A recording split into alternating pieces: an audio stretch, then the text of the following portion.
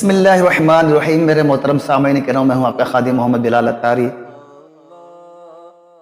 ہماری ترقی کی راہ میں سب سے بڑی رکاوٹ کیا ہے؟ ایک مشہور کمپنی کے ملازمین جب اپنی کمپنی میں پہنچے تو انہوں نے وہاں پر گیٹ پر ایک جعلی حروف میں ایک اعلان لکھا ہوا دیکھا، اور لکھا تھا کہ کل رات ایک ایسا شخص کہ جو کمپنی اور تمہاری ترقی کی راہ میں رکاوٹ تھا وہ انتقال کر گیا، لہذا اس کے جنازے اور باقی کی رسومات ادا کرنے کے لیے کانفرنس روم میں تمام لوگ آ جائیں۔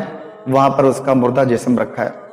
لوگوں کو بڑا تجسس ہوا، بڑے حیران ہوئے کہ وہ کون شخص ہے کہ جو انتقال کر گیا۔ پہلے تو انہیں غم لاحق ہوا، تھوڑے غم زدہ ہوئے، آپس میں خسر پسر کرنے لگے۔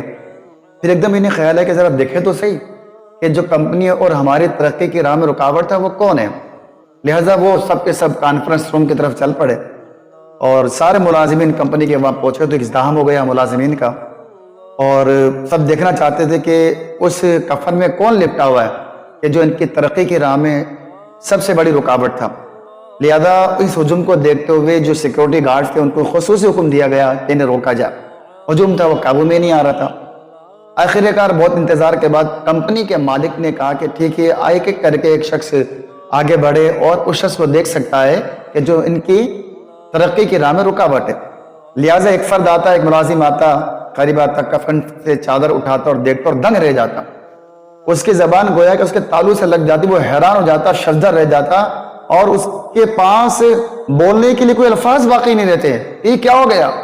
یہاں تک کہ ایک ایک کر کے سب نے اس کفن کے اندر جھانکا اور سب چپ ہو گئے، بالکل خاموش ہو گئے۔ یوں لگ رہا تھا جیسے کسی نے ان کے دل پر کاری ضرب لگا دی ہو۔ تو اس کفن میں کون تھا؟